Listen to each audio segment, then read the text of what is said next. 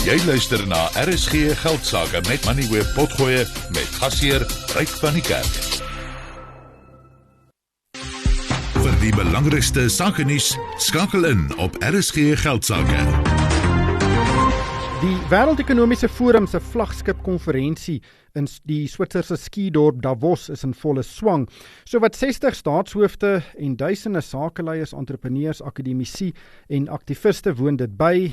Die tema van vanjaar se konferensie is herbou vertroue en Suid-Afrika het soos gewoonlik 'n groot span gestuur en dit bestaan uit politieke leiers soos die minister van Finansies Enoch Godongwana en verskeie sakeleiers. Bonang Mohale is voormalige uitvoerende hoof van Sake-eenheid Suid-Afrika. Hy is ook die voorsitter van Bidwest en hy is op die oomblik in Davos. Bonang, thank you so much for your time tonight. I believe it's very cold in Davos, but I'm sure there are many heated debates, most notably over security and political stability. What has been the most predominant theme of discussion, both during the official sessions and social interactions? Goeiemiddag, Ryk, my broer. Dit is 'n heerlike, lieflike middag hier op Davos. And it is minus 13. There's snow everywhere. But ek geniet dit baie. So maybe before we even talk about our own messaging, for me the lesson was glaring and looking us in the eye as South Africa, but also other African leaders. You know, this being my 21st WEF in Davos, I've had the singular privilege of witnessing how a small town became, just in 54 years, a powerhouse for economic transformation.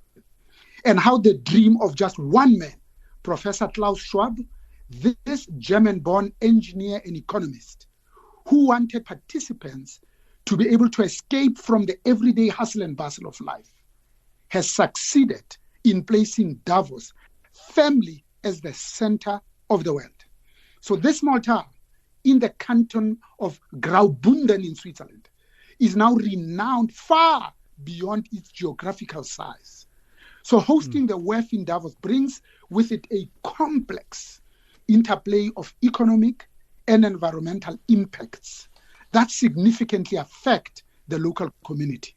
The global exposure that Davos receives from hosting such a prestigious event enhances its profile as a destination, potentially attracting more tourists and investors all year round, not just in January when we're here. So economically speaking, the event has the flywheel phenomenon. As the influx of visitors boosts revenue for tourism and hospitality, here I'm talking about hotels, restaurants, downstream businesses, security, chauffeur services, cleaners, the farmers who grow the food that we eat, the clothing that we are being given, printing of all the materials we are reading, the promotional the souvenirs that we'll take home. The possibilities are truly endless and mind-blowing. Ryk? Yeah, that's an interesting, account you give there because, Davos is in Switzerland. It's one of the richest countries in the world. The ski town is, as you say, the name has been built on the World Economic Forum. But do you think that the discussions there is the focal point, or just the gathering of all these world leaders? Because whenever you see interviews about Davos, people comment on the weather, they comment on how expensive stuff is there, and they comment on who's there, not as much as what is being said. Do you think the event is bigger than the content it generates? Much, much bigger. So just a day before the start of the 15th to the 19th of January WEF, the Ukrainian President Volodymyr Zelensky announced the commencement of talks, and he chose to do it here in Davos. Why would he do that when there's 198 members of the United Nations? And he was promoting his 10-point peace plan that he has been promoting for an end to the Russian war of aggression against Ukraine. So because, and if history is anything to go by, good diplomacy and strategic alliances can secure the future, even where there are deep ideological rifts. So this week-long meeting has seen, and in your introduction, you alluded to this, 2,800 leaders. It is 10% bigger than last year. 60 heads of state, 40 foreign ministers, more than 350 government, central bank governors, and public servants, alongside 1,600 business leaders, academics, civil society, youth, and foundations from 120 countries who are convening for this 54th annual WEF meeting. Of course, it's a scenic alpine village of Davos clusters.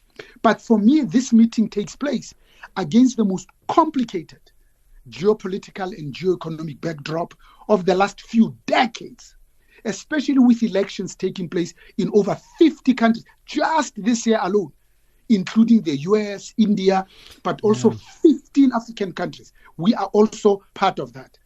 This represents a quarter of the 8 billion global population.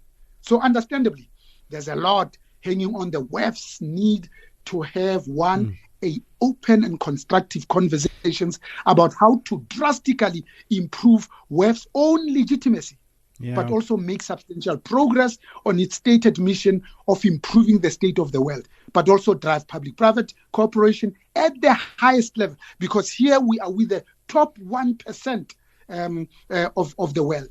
But also, how can we accelerate transformation of enterprises towards more sustainable and responsible business models? Ryk? Let's talk about Team South Africa. There was a big South African event last night. What is the core message of Team South Africa at Davos 2024?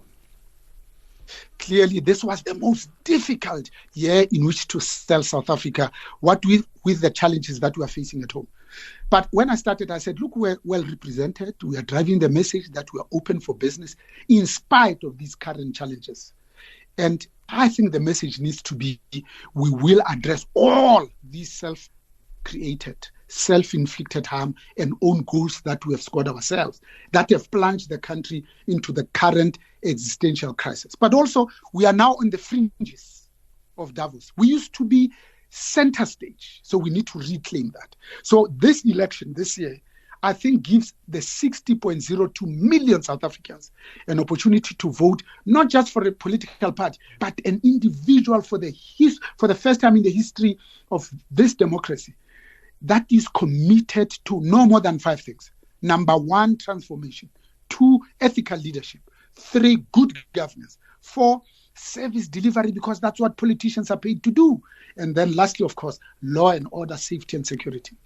But also to demonstrate through deeds, not just words, beyond any shadow of doubt, that we are now better prepared to put our shoulders to the wheel, and together we can create a sustainable country in the short term whilst building a more resilient South Africa in the long term. A South Africa that is globally competitive, that can better leverage its natural resources, window of opportunity, and expand both rural and township economies and markets through public-private partnerships. Right?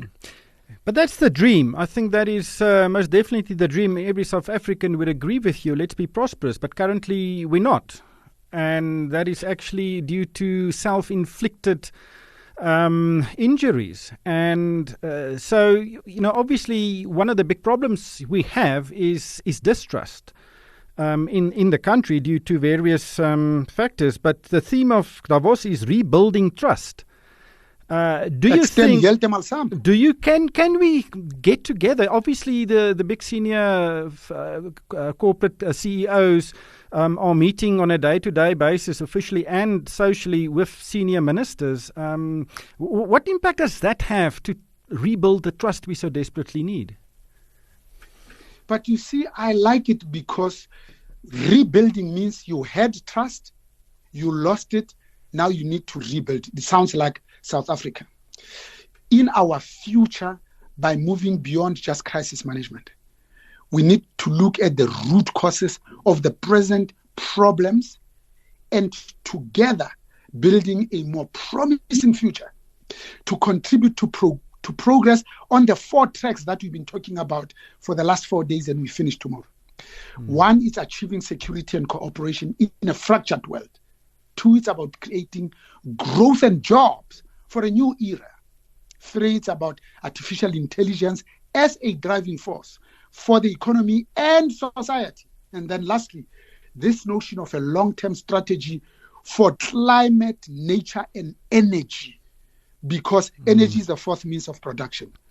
But nature, because it's not so much that we've inherited this wealth from our forebears as much as we have borrowed it from our children. Therefore, we need to leave it in a state that is substantially better than we found it in. Because you see, the Stone Age, Rake, did not end because man ran out of stone. It ended because man found more effective and efficient ways of doing things. So it's not helpful to say, no, but we must finish all our coal of 400 years. If we do that, there will be no world to leave to our children. So with the world still reeling from the pandemic and economic woes, remember the supply chain disruptions, but also inflation, just in the past 3 years, we are now confronted with raging wars and unfolding in many parts of the world.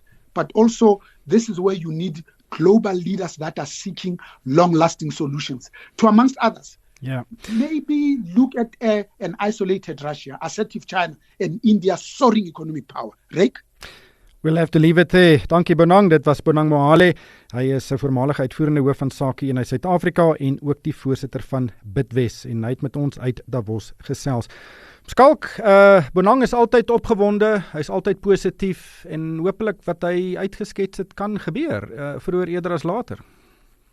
Ja, ek moet sê dis 'n passievolle gesprek, maar ek dink jy het dit ook duidelik gesê, dis nou tyd dat ons nou ons woorde moet omsit na dade toe. Ek bedoel en baie vinnig. So ja, ek is opgewonde oor wat hy sê. So kom ons hoop ons kan meeste van daai wat hy genoem het ten minste net implementeer. Ja, Suid-Afrika is 'n interessante plek. As daar 'n krisis is, dan gebeur daar iets. En ons het nou verskeie krisisse, so ek hoop nou dit gebeur. Jy het geluister na RSG Geldsaake met Moneyweb Potgoe elke weeksdag om 7 namiddag. Vir meer Moneyweb Potgoe, besoek moneyweb.co.za of laai die toepassing af en volg Moneyweb News om dagliks op hoogte te bly.